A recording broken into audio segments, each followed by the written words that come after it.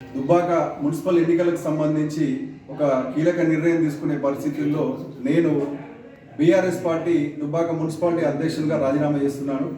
నేను ఈ రాజీనామా ఇప్పటి నుంచే ఆమోదం వస్తుంది. నాకు ఆ పార్టీతోటి నాకు సంబంధం లేదని చెప్తున్నా. ఎందుకంటే గత 3 రోజులుగా కొన్ని పరిణామాలు నన్ను నా కుటుంబాన్ని తీవ్రంగా కలిసివేసినాయి. ఇదేదో కౌన్సిల్ టికెట్ కోసమో ఎన్నికల కోసమో గెలవడం కోసమో కాదు, ఆత్మ గౌరవానికి సంబంధించిన విషయంగా నేను భావిస్తున్నా. ఆవేశంగా తీసుకుంటున్న నిర్ణయాలు కాదు, ఇది పూర్తి ఆత్మగౌరవం కోసం మాత్రమే తీసుకున్న నిర్ణయం ఇది.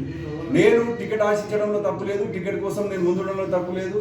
కానీ కొన్ని పరిణామాల మధ్య ఎమ్మెల్యే అనే వ్యక్తి ఒక 10 రోజుల క్రితం నేను నా భార్యను తీసుకొని పోయి పోతారం పోయి అడిగితే అక్కడ జనరల్ వస్తే నాకు భూమిరెడ్డికి నీకు ఏదైనా అకామిడేట్ చేయాలనే పరిస్థితి ఉంటుంది. కానీ బీసీ వచ్చినాక నాకు వేరే ఎవరు లేదు. నాకు ఆ వ్యక్తి ఎవరో ఇంకో వ్యక్తి పేరు అంటున్నావు, ఆ పేరు కూడా నాకు తెలియదు. నాకు బీసీ వస్తే నీకే టికెట్ ఇస్తా అని చెప్పి నువ్వు పని చేసుకోపో అని చెప్పిన వ్యక్తి 10 రోజుల క్రితం కొత్త ప్రభాకర్ రెడ్డి గారు. నేను పని చేసుకుంటూ వస్తున్నా, గ్రౌండ్లో ఉన్నా, తిరుగుతున్నా, నా పని నేను ఉంటుంటే టికెట్ అడ్డుకోవాలని కుట్రలతో కొందరు వెళ్ళిరు. ఆ పరిణామాలు కూడా నాకు చెప్తుంటే కూడా నేను పట్టించుకోలేదు. ఎందుకంటే నాకు ఎమ్మెల్యే క్లియరెన్స్గా హామీ ఇచ్చిందని చెప్పేసి ఒక నియోజకవర్గ పెద్దదిగా ఉన్న పార్టీ వ్యక్తి హామీ ఇచ్చిండు, పని చేసుకోపో నీకే టికెట్ అని చెప్పినాక మనం వెనుకపోయి టికెట్ గురించి ఫైనల్ చేసుకునే పరిస్థితులలో ఉండం. అలా జరుగుతున్న సందర్భంలో నిన్న మొన్న జరుగుతున్న కొన్ని పరిణామాలు నాకు బాధ అనిపించి అసలు ఏంది మరి పరిస్థితి ఏంది అని అడిగితే నామినేషన్ వేసుకోపో అని అన్నాడు. ఇన్కమింగ్ కాల్ వచ్చింది నా ఫోన్కు, అవన్నీ కూడా ఇక దేవుడే చూసుకుంటాడు. అంటే పరిస్థితి ఏంటంటే ఇన్కమింగ్ నాకే ఆయన చేసి ఎమ్మెల్యే నువ్వు నామినేషన్ వేసుకో అని చెప్పాడు. నామినేషన్ వేసుకో అని చెప్పినాక కూడా ఇంకా దాన్ని సాగదీస్తూ ఇంకా మాట్లాడుతున్నాం, ఇంకా చెప్తున్నాం, ఇంకా కన్విన్స్ చేస్తున్నాం. అంటే నాకు బాధ ఏంటి అంటే నాకు ఒక భూమిరెడ్డితోటో నాకు ఒక తుమ్మబాణితోటో పోటీ అంటే నాకు బాధ ఉండకపోయేది. నాకు ఎవరు చెప్తున్నారు అని అంటే పార్టీకి సంబంధం లేని వ్యక్తి, పార్టీకి ఒక్కసారి కూడా కండువా కప్పుకోని వ్యక్తితోటి కన్విన్స్ చేస్తున్నా అని మాట్లాడుతుంటే బాధ అవుతుంది. 6 సంవత్సరాలు ఎవరైనా సరే ఎన్నికల కోసం వచ్చినప్పుడు లేకపోతే పదవిలో పైసలో పార్టీలో ఆశిస్తుంటారు. నేను మాత్రము ఈ పార్టీలోకి వచ్చి 6 సంవత్సరాలు సర్వీస్ చేసి ఈ పార్టీలోనే మా గల్లీ నుంచి ఆయన కౌన్సిలర్గా గెలిపించి చైర్మన్గా చేయడంలో నా పాత్ర ఉండి నేను 6 సంవత్సరాలు పార్టీ కోసం కష్టపడి పనిచేస్తే ఎమ్మెల్యే గారు ఏం చెప్తున్నారు అని అంటే ఆ వ్యక్తిని నేను ఒప్పించుకోవాలన్నట.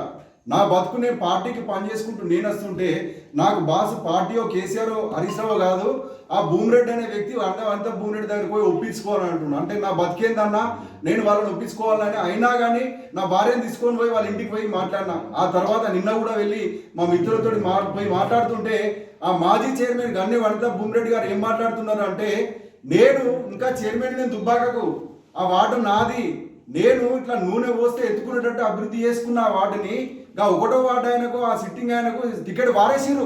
నా టికెట్ కూడా నేను పారేయమని చెప్పిన. అక్కడ నేను కుక్క నిలబెట్టుకున్నా గెలుస్తుంది. నేను అట్లా చేసిన అక్కడ అంటే ఈ కుక్కని కాదలుచుకోలేదు. నాకు టికెట్ కోసమో లేకపోతే పార్టీ కోసమో రాజకీయాల కోసమో నేను లేను. ఒక ఆవేశంగా తీసుకున్న నిర్ణయం కాదు, ఆత్మ గౌరవానికి సంబంధించిన విషయం. నేను సర్దార్ సర్వాయి పాపన్న వారసుని, నేను ఒక నీలకంఠ వారసుని, నేను ఒక బడుగు బలహీన వర్గాలకు చెందిన వ్యక్తిని, నేను పోతులూరు వీరబ్రహ్మేంద్ర స్వామి వారసుని. కానీ కుక్కర్ మాత్రం నేను కాదలుచుకోలేదు. నాకు ఈ రాజకీయాలు అవసరం లేదని నేను అనుకుంటున్నా. ఎందుకనంటే ఇటువంటి పరిస్థితుల్లో ఎమ్మెల్యే గారు ఎటుపోతున్నారో అర్థం కాని పరిస్థితుల్లో ఈ మధ్యనే మనం చూసినాం. పోతారంలో ఒక కాంగ్రెస్ పార్టీ వ్యక్తిని యునానిమస్గా ఆయన సర్పంచ్ చేసుకుంటూ సొంత గ్రామంలో.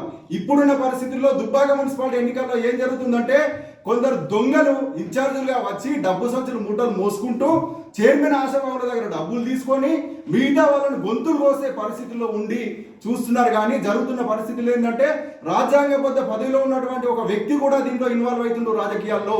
ఆ వ్యక్తికి నేను చెప్తున్నా, నువ్వు కూడా ఈ రాజకీయాలు మానుకో. రాజ్యాంగబద్ధ పదవిలో ఉన్నప్పుడు నువ్వు ఒక పద్ధతిగా ఉండాలి. కింది స్థాయి రాజకీయాల్లో ఇన్వాల్వ్ అవుతున్నావు, పూర్తి రాజకీయాల్లో ఇన్వాల్వ్ అవుతున్నావు, వేరే వ్యక్తుల గొంతులు కోస్తున్నావు, డబ్బు సంచుల మూటలు కోస్తున్నావు. ఇది మానుకో నా వ్యక్తిని నేను హెచ్చరిస్తున్నా.